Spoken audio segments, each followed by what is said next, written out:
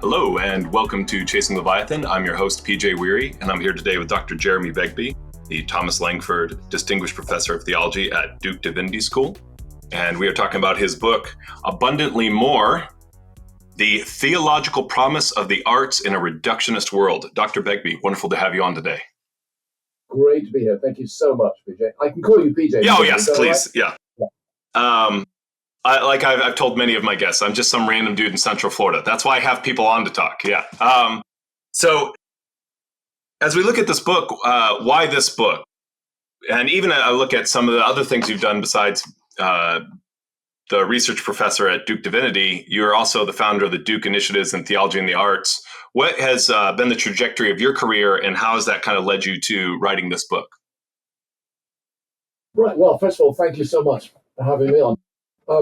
Up until the age of about 19 or 20, I wanted to pursue a career in music, and I began doing that as a classically trained pianist and oboist, conductor, and a few other things as well. And that's all that I was really dedicated to or interested in.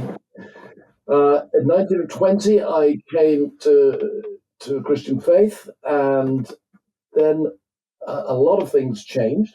Music became much more interesting, and so did all the other arts as well. And since then, I've been trying to bring those worlds together, which are often held apart for various reasons.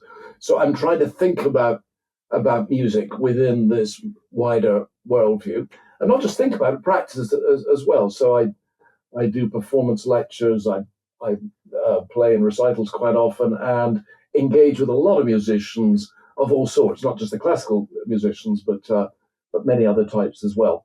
So that's it. I'm trying to integrate things which are often held apart. I'm kind of intrinsically interdisciplinary. That's the gist. So that's how the career has developed, and I teach in Duke Divinity School, and we have a large number of artists there and a lot of musicians, and we put on courses and classes for them to help them think about these things, to think together these things which are often divorced. Can you talk about why it's important to have people who practice the arts with people who think about the arts working together like that? Yeah, good question. I think it's important because who we are as human beings. That, in my own view, the arts are not, first of all, things called works or texts. They're practices. They're things that we do. So music is often thought about as if it was really about a score or something written. But actually, before any of that started, and before there were things called works of music, people were singing to each other and playing pipes and plucking strings and all the rest of it. Music, excuse me, music happened between people before it became a thing. And that actually applies to all the arts as well. So I see the arts as practices, ways of interacting with the world around us and interacting with each other. And that's why that when we think about the arts, we're not just thinking about things called works. We're thinking about what people do with the arts, the way in which the arts function in their lives and bring consolation, bring hope or not. So that's why we need practitioners along with thinkers and writers as well. Sadly, a lot of writing about the arts is done by people who don't play anything or write poetry or write novels or whatever. There's nothing wrong with it. I don't want to make anyone feel guilty about that. But if you are going to write about this, you've got to speak to those who actually practice it. You're going to write about, I don't know, almost anything. Economics, you've got to speak about people who deal with economic realities the whole time. And those different skills, whether it's the thinking and the doing, they should be able to inform each other and come together. That's what I'm about. Yeah, I've had a couple artists on precisely for that reason. And so I really appreciate the way that you articulate that. One thing that I guess it didn't surprise me, I just hadn't thought about it. It was kind of a no-duh moment. I had a master sculptor on, and I said, what are common misconceptions about your work? And she said, people really romanticize it. It is very hard work. It's very physically demanding. And even with music, you're talking about lots of repetition. It's very boring and craftsman-like at times. It's absolutely. And people forget that too. They think that But being a musician, you sort of sit at the piano, dream, and think about blue skies and lovely romantic thoughts and whatever. But in order to play well, it's hours and hours of practice, and a lot of that practice is very routine and very dull in itself. It's worth it in the end, Yes. but it's very hard work. Also, it's very physically demanding. It's if you're practicing, as I was at one stage, 5 or 6 hours a day. I mean, you're aching.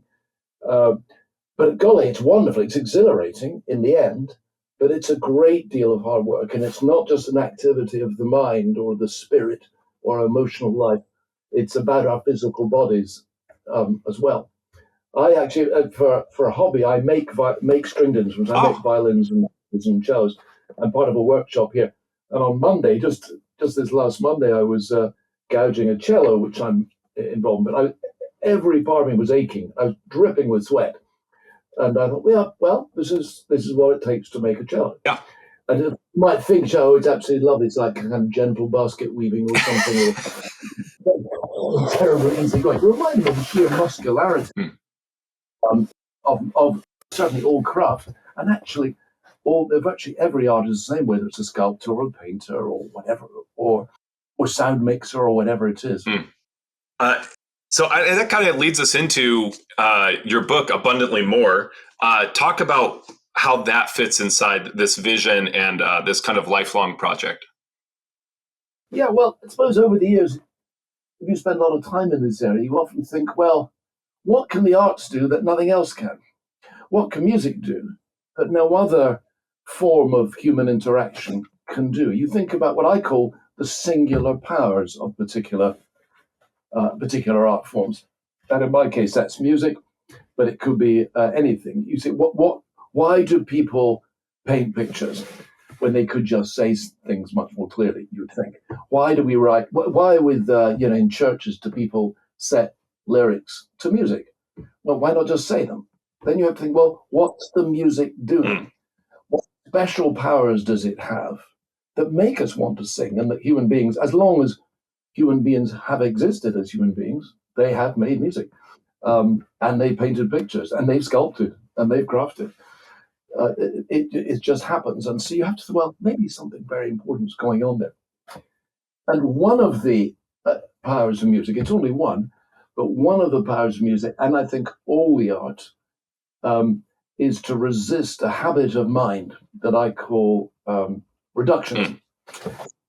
So the book, Abundantly More, is about this thing called reductionism and the way in which the arts can push against this habit of mind, because I think it's really quite a dangerous habit of mind, reductionism.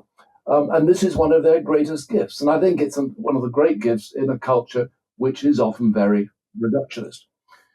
So what's reductionism? I suppose that inevitably raises... I had it written down.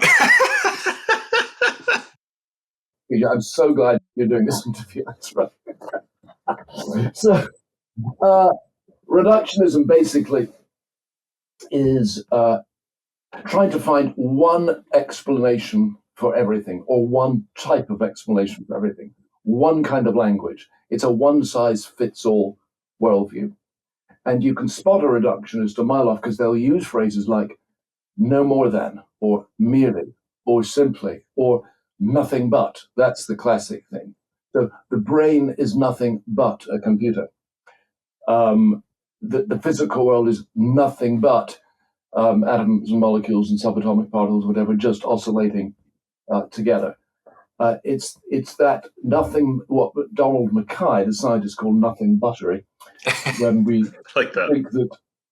think we have a way of accounting for everything using just one model, one language, one way of knowing. Now, the commonest form of reductionism in the modern West, particularly since about 1800, whatever's called scientific reductionism or naturalistic reductionism. And typically, yes, the brain's nothing but a computer. This table is nothing more than certain kinds of particles. And once you've analyzed a thing in terms of its particles, you've explained it. That's the reductionist tendency. So we know about it in the scientists. I mean, Richard Dawkins would I don't know if he called himself a reductionist, but he comes very close to it. Crick and Watson, who discovered the DNA double helix structure, actually just about half a mile from here. I've forgotten which one it was. I think it's Crick, Francis Crick, said that in the last resort, all our feelings, emotions, hopes, dreams, desires, or whatever, can be analyzed quite well in terms of, well, whatever it is, genetics or physical particles or whatever. And that's all we're ever going to need. And eventually everything will be squeezed down, he thought, to physics, because physics then is seen as the kind of ultimate discipline, because that deals with things at the component level. So it is alive in the sciences. It's much less alive than we often think. We tend to think sometimes that all scientists think like that.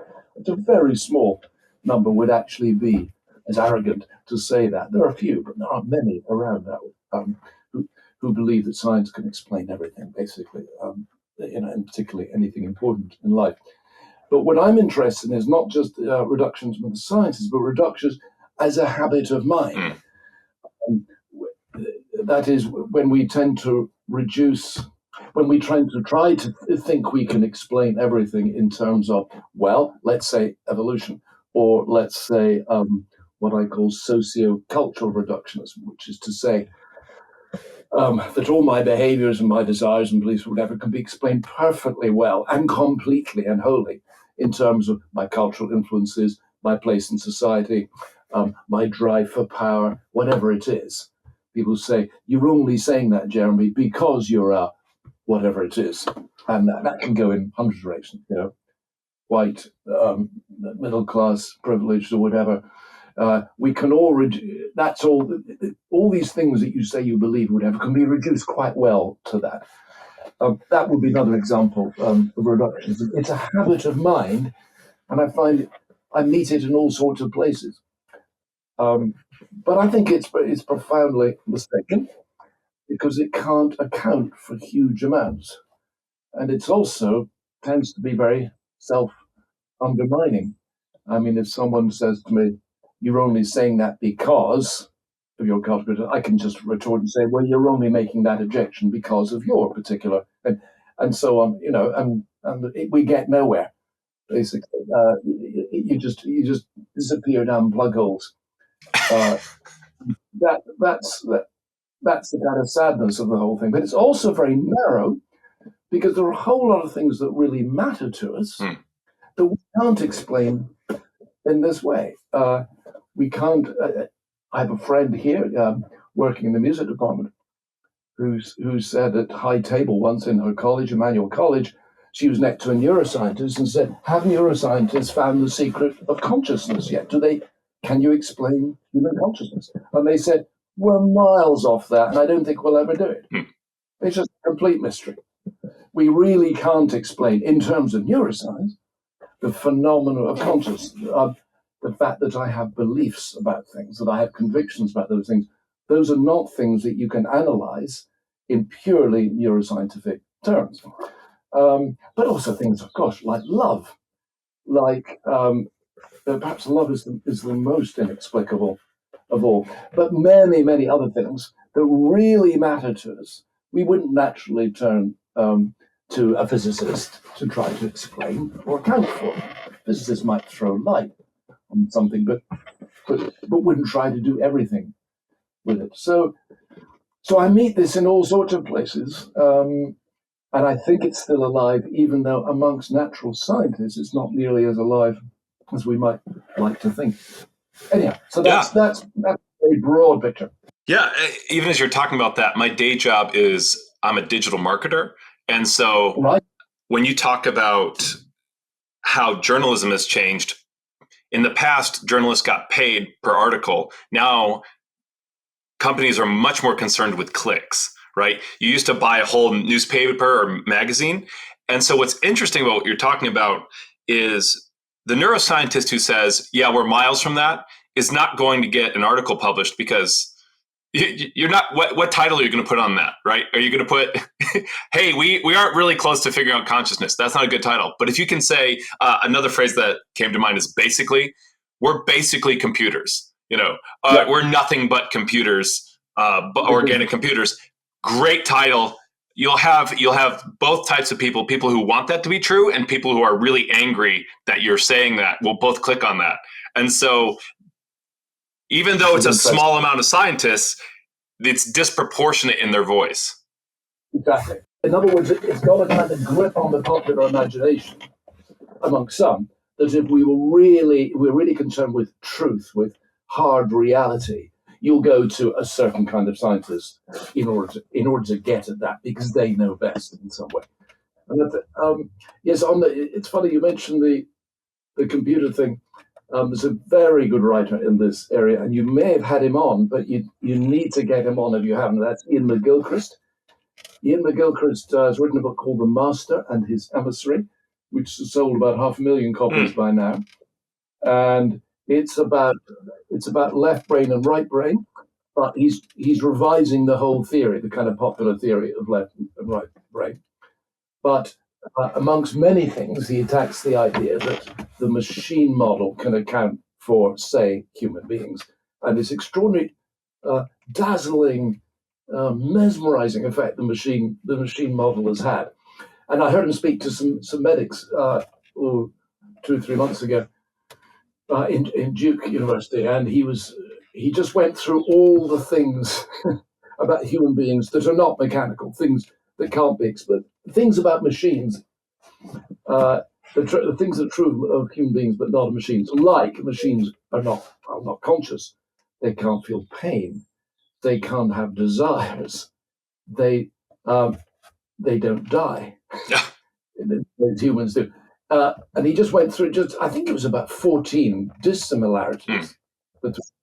And yet, amongst many people, if we can, we are computers, or the brain is a computer, behind the whole AI thing is this imaginative, what do you call it, overreach, this imaginative construction that this is the model that will unlock reality. But of course, it unlocks some reality, but so much that it doesn't. Now, that's a book I cannot recommend highly enough. Another thing just to throw in here, I think is important about reductionism, is I think in the last resort, what's so appealing about it is that it feeds our desire to be in control. A reductionist, hardline reductionist of any sort, I found the secret to explaining all things with this way of looking at the world. What they're of course saying is, I can see reality as it really is. I have the overview. I'm in the know because I know what the really real is. And a hardline reductionist of any sort will therefore love this. It's the kind of high ground, mountaintop view of reality, because they see things as they are. And that's very, very appealing. You see, if we can get, I would say genetic reductions, if we can just get the genetic combination, whatever, we can unlock reality, certainly human reality. If we can get at the tiniest particle, like the Higgs boson or whatever the latest part, if we can get that, we can unlock the whole thing. And I'm not saying that all reductions are power mad necessarily, or whatever. Sometimes they're very humble people, but it's a drive towards we've really got the key to everything. And of course, it's just an illusion. We're not in control. And that's why another writer I think is incredibly important at the moment is a German sociologist called Hartmut Rosa, R-O-S-A. And he's written a huge book called Resonance, which is really a model of knowing. It's what philosophers would call an epistemology. But and if that sounds unattractive, a German sociologist writing a book that thick, well, it's incredibly readable. But he's written another much shorter one called The Uncontrollability of the World. And it's really a kind of anti-reductionist tract, almost, which is we love to feed this illusion that we are in control, or if we're not yet completely controlled, we soon will be. Once, where there's AI, or perhaps that's the opposite, but once we eradicate this virus, then we'll be fully in control. Everything will be all right. And then, of course, COVID comes along and shakes the whole, well, maybe we're not. And maybe we're still at the mercy of all sorts of things that we can't instantly understand and can't instantly control. So I think reductionism feeds this, it's almost godlike stance that we can see things as they really are and then tell everyone else to see everything in that way. And then they'll meet, reality with a capital R. You mentioned, so there was one other thing you mentioned in passing there. No, I've lost it now. There was something you mentioned in passing in your last thing I want to pick up, but we'll pick it up later. One, I haven't had the privilege of having Ian McGilchrist on. I think I actually have on a list to reach out to Hartwood Rosa about resonance. So that's kind of interesting. Yeah. Good.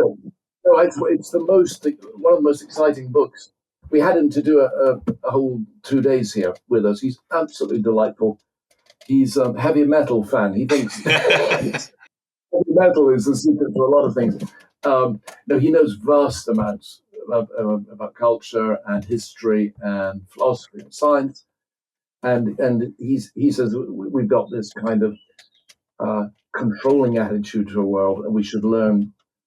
He uses, of course, the metaphor of resonance that is massively amplified in that book, where you prod and poke, and then you listen to what comes back, and you adjust yourself and your life and your ways of knowing to the reality that speaks to you. So he believes that, like many phenomenologists would believe, that the world is, as it were, calling out to us and has its own integrity, but the physical world and, of course, other people. And that integrity has to be respected and interacted with.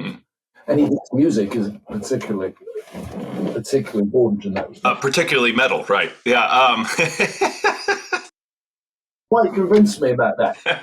But I'm working on it. So there are two things I want to clarify. You've kind of referenced them, but I just want to make sure I'm tracking with you. One is there are two things about your view of reductionism I really appreciate, and I would love to steal. One is that you think of it as a habit of mind. And I think that's really interesting because at a popular level, and I would say at a personal and relational level, it's also useful because we do that to other people, right? Like we look at, it's like, well, you're just doing that because you're hurt, and we relate it to one incident in a person's, and we explain everything about that person through one lens. And it puts us in control of the relationship. So at a very fundamental level, this is something we see in high culture, low culture. It's a human thing to do. Absolutely. And the other one, and I really appreciate, is you're not negating the explanatory power. They have tremendous explanatory power. It's that truth is bigger than just whatever they're explaining. Absolutely. It could, let's take the second one first. It could be seen as a kind of anti-science or anti-physics or anti-any natural science. On the contrary, we ought to celebrate. My dad, he was a physicist, mathematician, medic, and yet he adored poetry and things that you wouldn't think would instantly fit into all that. And he was a magician. He was into sleight of hand. Yeah, fun. So he had this extremely wide cultural interest, and yet he was basically at heart a mathematical physicist. That's what he did. We mustn't negate that at all. On the contrary, what needs negating is what's sometimes called scientism, or the expansion, the inflation of what we think of as the powers of science into areas where they're not competent to speak. For instance, just the very basic thing. Why is there something rather than nothing? One of the great philosophical questions that keeps coming up, but it's a very important one. A natural scientist can never answer that, and that's not to denigrate natural science. To say it's beyond the competence of the science. The scientist is dealing with the phenomena of the physical world as they appear to her or him, and as to why they're there in the first place, the scientist can't pronounce on that. It's simply beyond the competence. On the first point,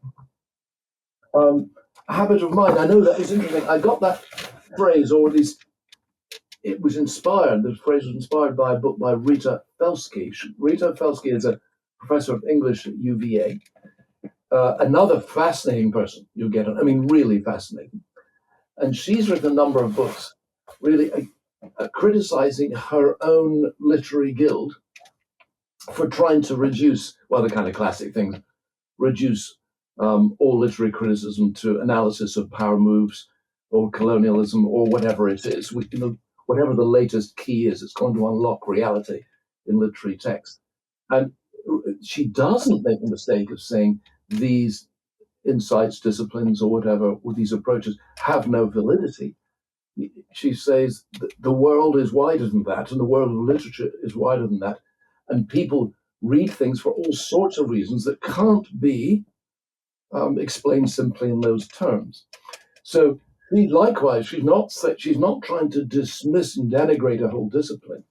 She's trying to say you've taken one particular thing or one mode of access or one mode of knowing, and you've inflated it because it so excites you, you think it can do everything. And the 20th century, as you know, philosophy, 20th century, 21st century is full of that. All these isms that are now going to unlock everything, and the lens, as you put it, through which we're going to see everything. No, not at all. So it then becomes, this inflation becomes a kind of habit of mind. And you're dead right, of course, we label people. We say, well, you would say that because you belong to this political party, or you would say that because you're a supporter of him or her or whatever it is. And that's a wonderful feeling of not having to engage with someone. It gives a terrific excuse for not having to listen to them. So, well, he would say, I'm not going to bother reading him or listening to him or whatever, or she's just saying that because she comes from that discipline, that's her background, or the psychological thing, and that's another kind of reductionism, of course. As you say, you're a terribly hurt person, so that's why you're saying this. Even if that's the case, she still may be right. Yeah. When someone criticizes you, an old friend of mine said, it's very easy, as I do, oh, well, they're just saying that because they're jealous or something, of they're jealous of their mother or whatever it is. And as a friend of mine said, yeah, that's probably right, Jeremy. But, they might still be right. Yeah, it has nothing to, absolutely. Psychological, which might have nothing to do whatsoever. And you might need to hear that. Yeah. And I think but the labeling to dismiss is part of the reductionist habit of mind, very much so. We miss out on a lot of theological significance, very valuable theological significance when we reduce. In particular, what I think of with the interpersonal relationships, we miss out on forgiveness and repentance, right? Once that person is that thing, they cannot change, right? No, I feel these are very sensitive areas, but there are some protest movements that leave you mired in guilt.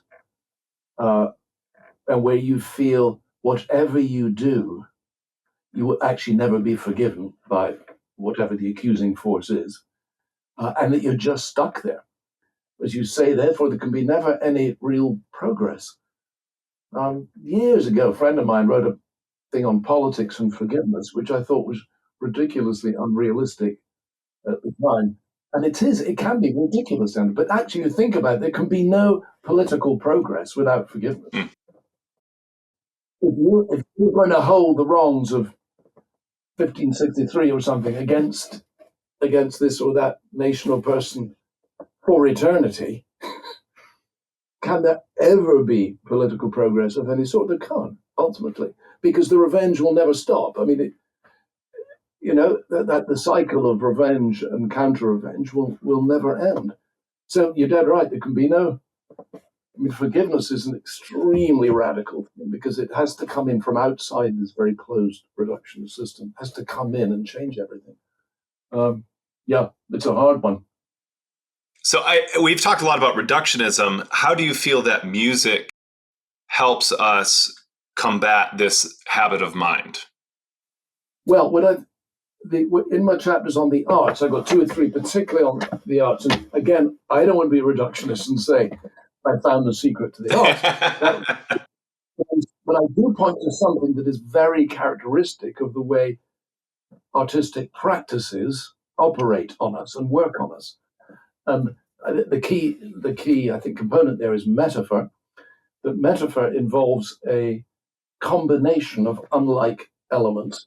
We bring together, artists typically bring things together not normally brought together, and very often in a way that this is very unlike that. And they as it were, clash, but produce a gorgeous new meaning. Shakespeare, Juliet is the sun. That's a very powerful metaphor. And the important thing about metaphor is that this generates a whole host of allusions and waves of meaning, ripples of meaning that you can never completely enumerate. You can never completely spell them all out. There's a kind of contrast. I often use something that a good friend of mine once pointed out to me, contrast between if you go to a shoe store and you see a shoe box and there's a sketch of the shoe on the side, just to make sure you get the right shoe. You compare that to Van Gogh, or Van Gogh, as we say over here, Van Gogh's pictures of a peasant boot. He actually did a number of them, but where you get these extraordinary paintings of just a pair of boots which are rough and earth encrusted and in an extraordinary light and all the rest of it. If you look at those long enough, the illusions are just hard work, toil, poverty, drudgery, many hours. I mean, with an audience, I show that, and we have about 30 things this suggests to them. Now, no one's going to do that with the side of the shoebox. You don't people see queuing up in a shoe store, looking at the side of the shoebox and saying, "Wow, just take a look at this shoe." The point is that diagram is there so that the store owner or whatever can find the right shoe, and then its function is complete. It's done with. But this other thing, this what we would call art, normally is much more than that. It creates this explosion of meanings, multiple meanings, and therefore it's a reminder to us that you can never say or enumerate everything about anything. So I can never say everything about you, nor you about me. For anything we encounter, there's always more to it than we could ever spell out in language or in thought. But another way, we can't contain it, we can't control it, we can't master it. So the art typically work against this desire to master and think we've got a reality all wrapped up. And that's why artists can be very irritating people. Because when you say, well, what does it mean? Or, they say, well, this and that and this and that and whatever. Of course, please note, for your listeners, I really am not saying a work of art can mean anything. I'm just saying you will never get to the end of its multiple meanings. After all, a pair of shoes, that can't mean a spaceship, right? No, of course, it's still about something connected with shoes. But however much I talk about it, I will never get to the end of it. That's the key. That's what the arts remind us of. We're living in a world that we can't control, that we can't master, that we can't sum up neatly, which always exceeds everything that we could think or say. Now, you asked Peter particularly about music. Yeah, music, this is particularly the case with music. And the reason is because music doesn't really picture things very obviously. It has a hard time saying something like, this is a table. It has a very hard time directly denoting things. Sometimes music does a bit of that. But no, in the last one, it doesn't have terms which point directly to particular things. It's got this sound and then that sound and that sound. And yet, it's incredibly meaningful and moving. So it makes sense. We want it. We spend billions on music every year. But we can't, it reminds us that whatever you say about it, you'll never get to the end of it. It's the least controllable of the arts, the least tied to the things of this world, you could say. And that's what has always fascinated, I think, well, particularly in the modern era, has fascinated people about music. And of course, this goes against reductionism. So you find in the 19th century, when reductionism was beginning really to expand, the sciences were really to expand in Europe, that's the very time when people start exalting music as delivering us from the kind of mechanistic, closed, crusty world of scientism. We need music. Hundreds of, well, I say hundred, dozens of scientists I've met who spend every day in the lab working with the tiniest phenomena. Dozens of them just adore music. Right. Yes.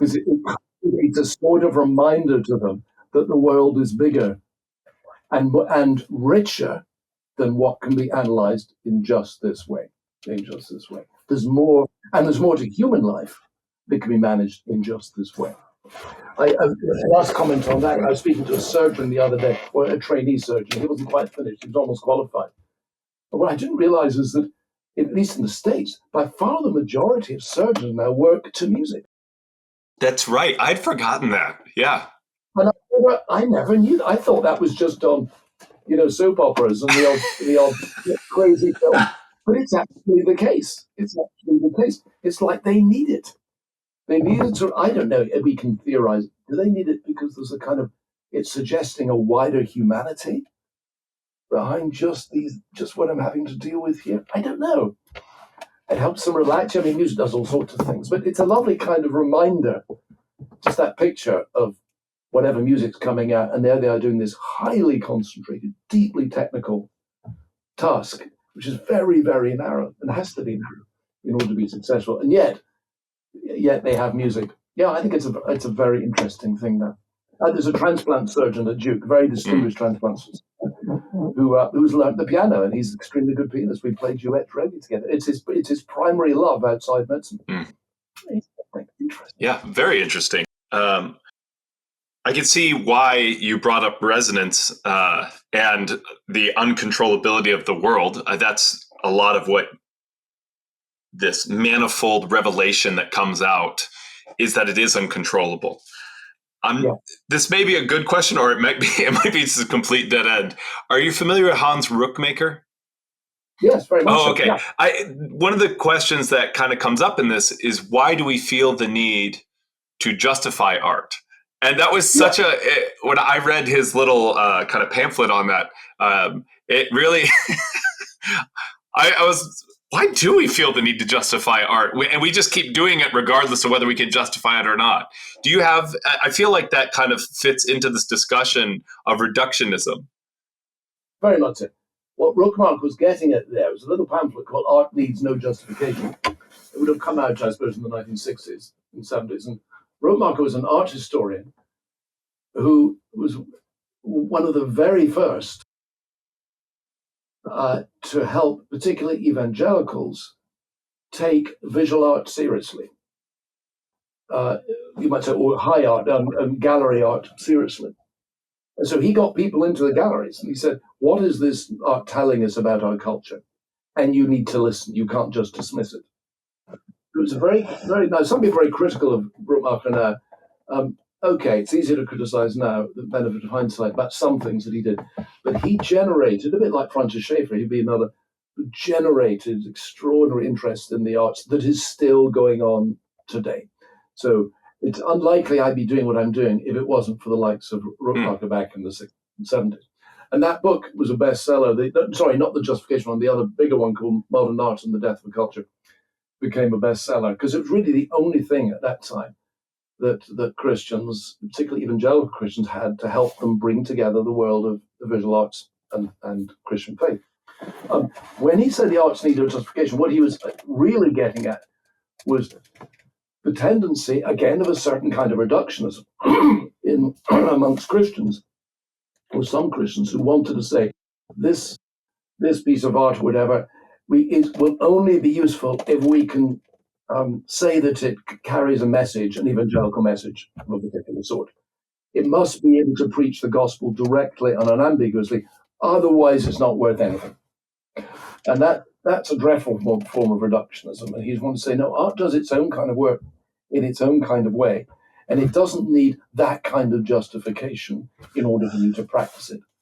And as you say, people will just get on and make it. Now, he wasn't saying that therefore art is useless, or it doesn't bring great joy and all the rest of it, or that it has no functions or anything. He wasn't saying that. He was just saying, don't think you can reduce it to. Don't think its only value is if you can reduce it to a particular kind of statement or proposition about the Christian faith. And he was dead right in that. He got criticized for it quite a bit, because there were a lot of those days who thought, why bother painting a landscape or portrait when you could be out evangelizing the world? And if we're going to use music, let's do it to get at people, right, for Jesus. So I think there are far fewer people like that now, but he was reacting against that, and quite rightfully so. I think that leads kind of I want to be respectful of your time. As we look at your book, we've talked about reductionism, we've talked about the promise of the arts. Can you dwell a little bit on the theological promise of the arts? What makes the promise theological, that it reacts against this reductionism? Well, of course, if we're going to say that the arts pushes against the idea that we're in control of the world, inevitably that's going to push you into theological territory. So, well, if we're not, maybe the world has its own integrity long before we got here, and therefore perhaps something or someone else is actually in charge or brought it into being. Now, that's not a proof for the existence of God. It's just saying you're going to be pushed into theological territory. If we find over and over again that the world exceeds all that we can say about it and all that we can think about it, could it be, we just ask, could it be that the world as a whole, the entire world, has a significance beyond itself that it can't explain?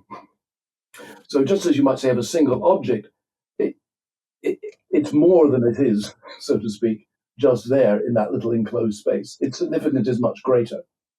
We might, by analogy, want to say, well, maybe the world as a whole is pointing beyond itself and cannot explain itself, but needs some explanation beyond itself. I think what the arts do is that they imaginatively open up that possibility. They don't prove it, but they definitely open up that kind of possibility. So I've found in my own work, in music, particularly in music amongst musicians, the very few musicians I find who are hardline close reductionists, very few, because music seems to be, by its very uncontainability, seems to be pointing to the world itself as uncontainable, not explaining itself, which ultimately points you in the direction of God or a reason beyond this world that brought it into being. I don't think that's a hard-headed argument, but it's not. But that's not the point. I think the arts witness to that possibility. They don't prove it. The art's not in the business of proving anything.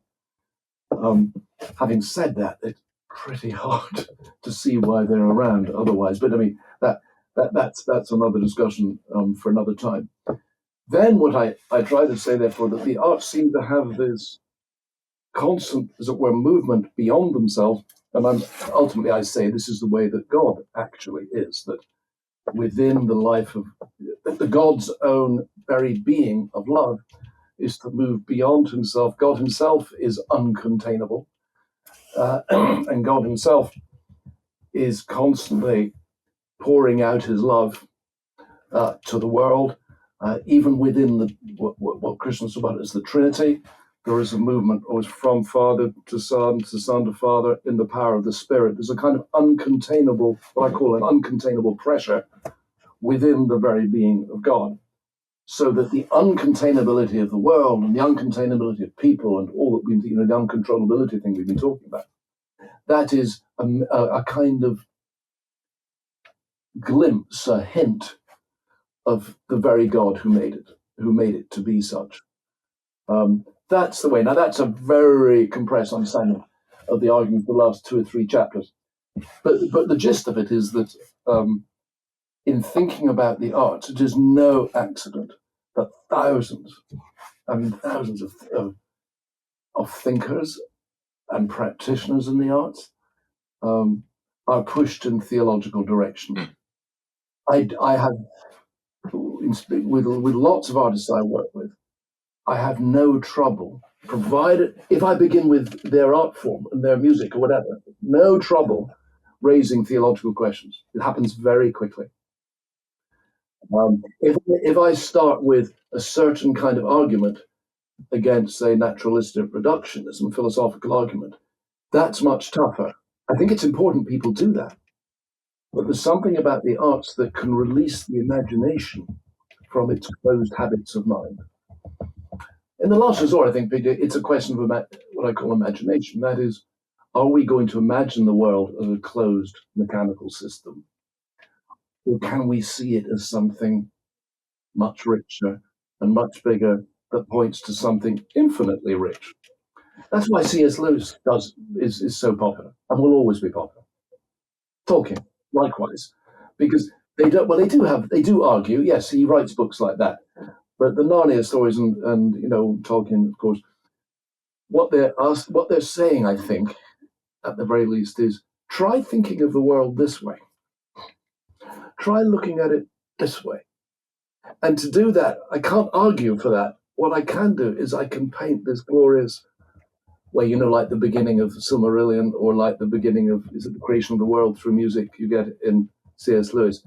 Think of it as a vast cosmic symphony, ever expanding.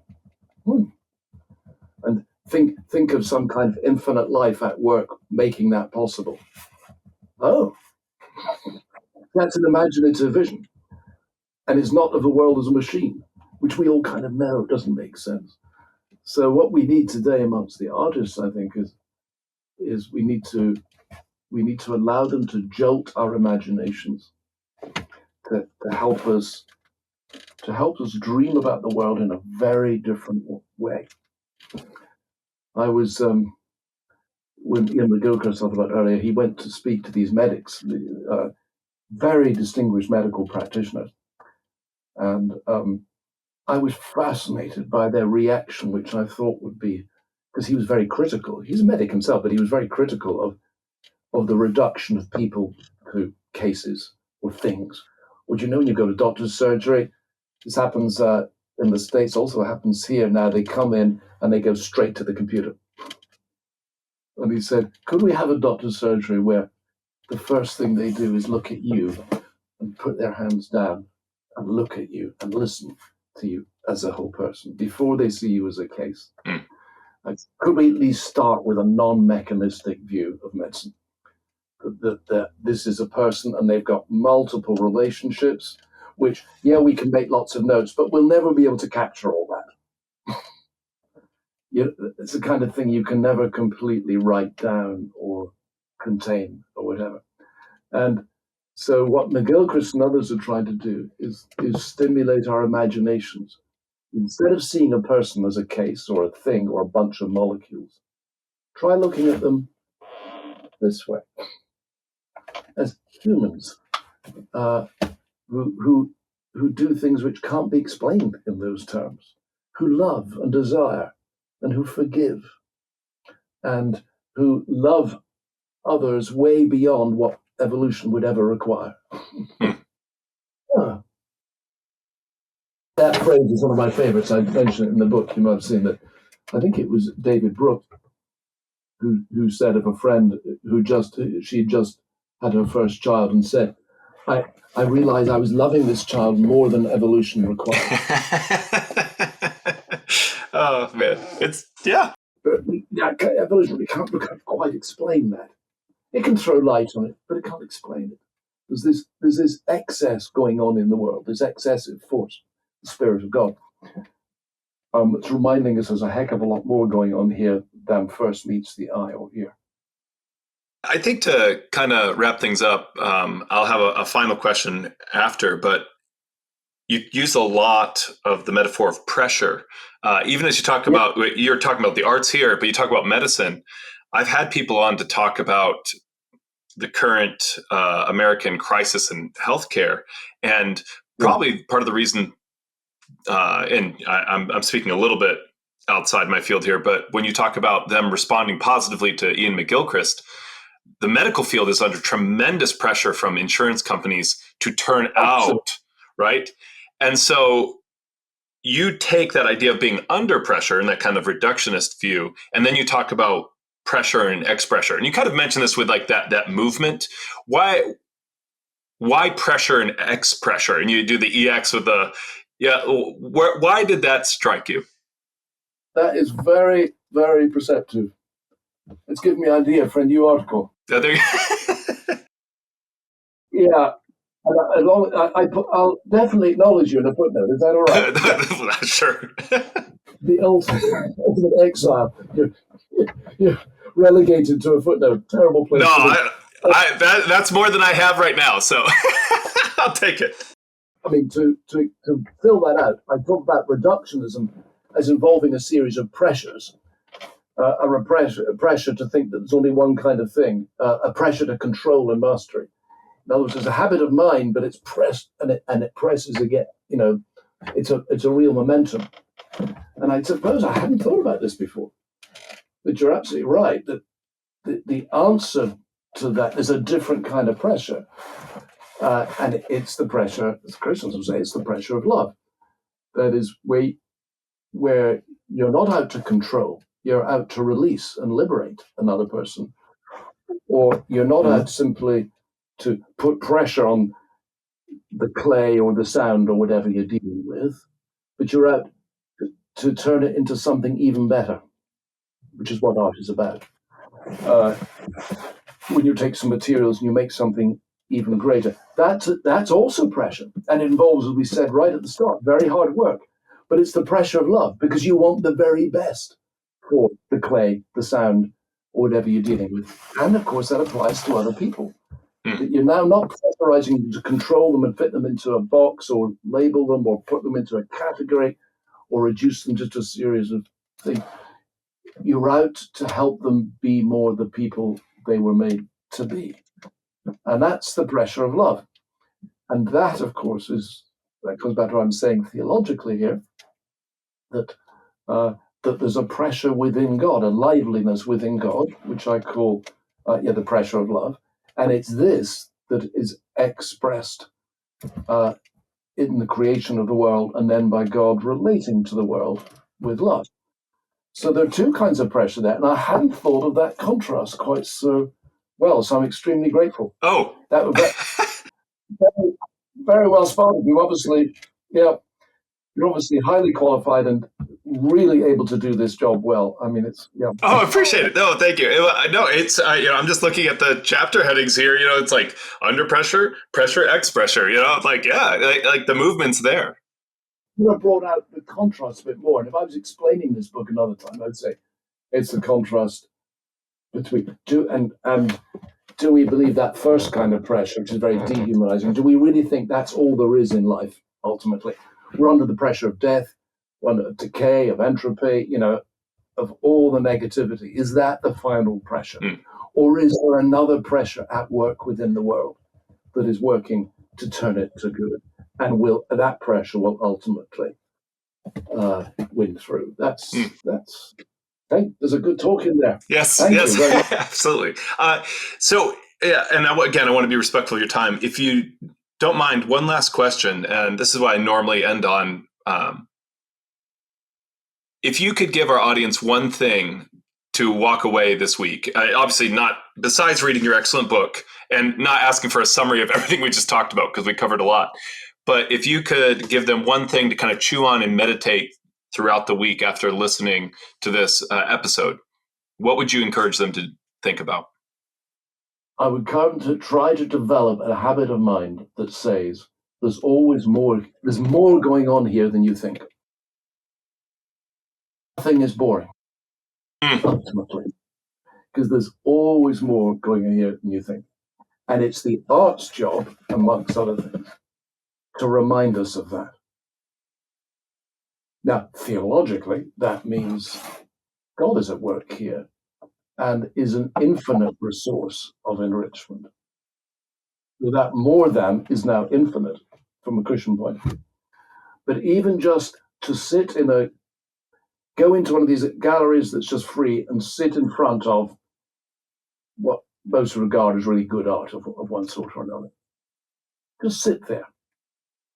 And if it really is good, and it means more than 30 seconds. It means passing on because you get bored with this. See, there's more going on here than immediately meets the eye. Like what? And then find a book or a commentary or something that helps you see that more and experience that more. Now that applies to music, applies to your sculptor friend, whatever it is. And it applies to people. It's important of all. With this person who seems so dull, shy, unpromising, whatever, you fill in. But there's more going on here than I can now see, and I need to have my eyes opened. A beautiful thought and a wonderful way to end a beautiful discussion. Dr. Begbie, it's been a real joy talking to you today. Thank you. Thank you so much. Delightful.